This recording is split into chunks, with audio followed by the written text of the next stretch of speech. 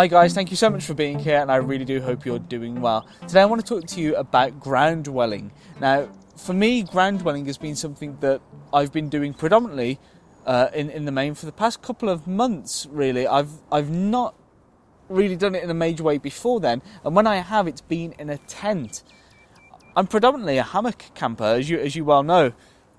I find them very comfortable, really enjoyable, and I didn't see the reason for sleeping on the floor again, and I associated it constantly with sleeping in a tent. And the type of tents that I remember are big bulky things, or the one that I used in that first wild camp was a pop-up tent, which folds down lovely and it pops up in seconds, but it makes a massive circle that you have to carry on your back. It's very obvious that you're going to be going camping if you take one of those with you.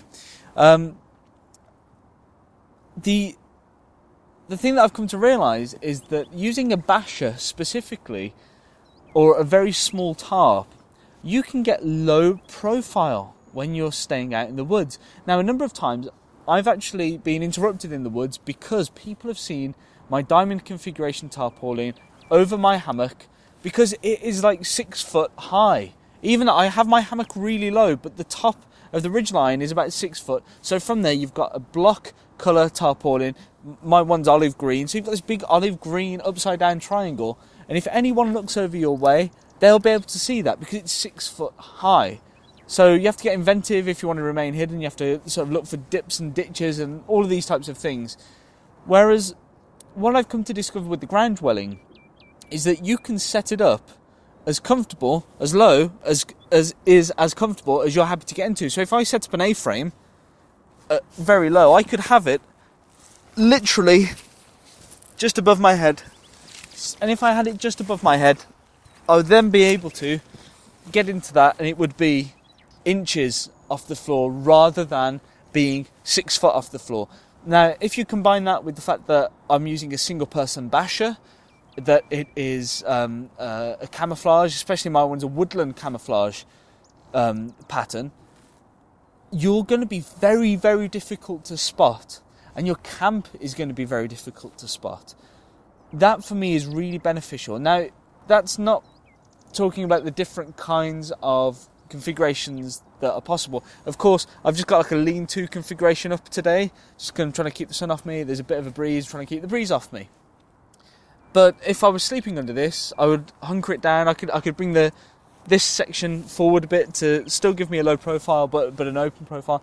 I could use many different configurations to keep a low profile on my camp and keep it safe from the prying eyes of dog walkers, of random people, of people that might want to come and do bad things to me in the night, like when I mentioned in the dangers of wild camping video. The feeling that gives me is one of happiness with leaving my camp. With my regular hammock setup, because I feel it's so noticeable from some distance. I mean, even through foliage, you can spot that from a distance. I know because I leave my camp to get things or get firewood, and you can see the camp from a distance. If people come investigating and I have left the camp, they're going to be able to just go in. It's easy access. They can rifle through everything because they're essentially stood up under the tarpaulin. They can take what they want and go. And they can see that no one's in there. That's the other thing. From a distance, you'd be able to see there's no one in that hammock. There's no one under there. What's that there? That bag or whatever. I'll go and have a look in there. With the ground dwelling, especially if you've got the tarpaulin nice and low, they don't know if anyone's in there. That can deter people, put people off from potentially coming to have a look. They might not even see you in the first place. So the fact that they wouldn't see the shelter means that they don't know there's anything to investigate. So it makes me feel a great deal happier leaving the camp and not worrying that everything's going to be stolen or people are going to come across the camp when I'm away from it. The other nice thing is that you don't necessarily require any trees.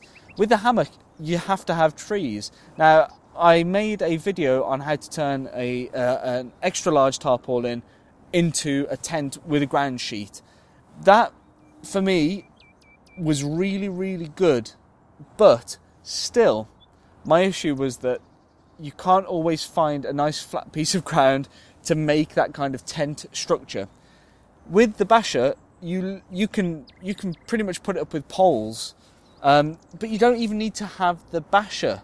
For example, using a Gore-Tex bivy bag, you can just put your roll mat down, get inside your bivy bag, into your sleeping bag, inside of there, hook it all up, cover it over if it's going to rain, cinch yourself up nice and tight, and you're just out under the stars. And that for me is great, and it's possibly the type of ground dwelling that I've really started to enjoy, is being underneath the clouds, underneath the stars, rather than underneath a tarp, underneath a basher. Yeah, if it's going to be torrential, I don't want to risk sort of the water pooling up and then going in the little hole on the basher where my mouth is.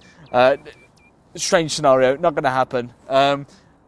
So I'll put up a little protection, just so I can eat without being rained upon, essentially.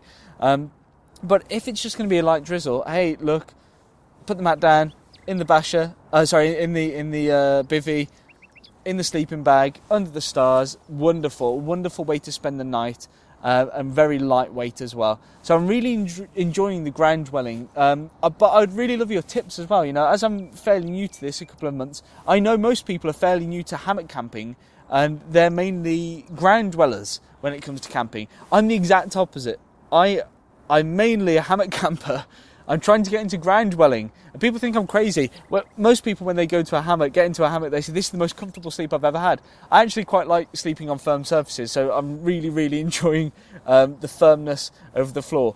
I would love all of your tips. Give me your tips, any kind of suggestions in any way, shape or form about ground dwelling. Put them in the comment section down there, and I can't wait to read them. I'll respond, of course. Until the next video, guys, take care. Bye-bye now.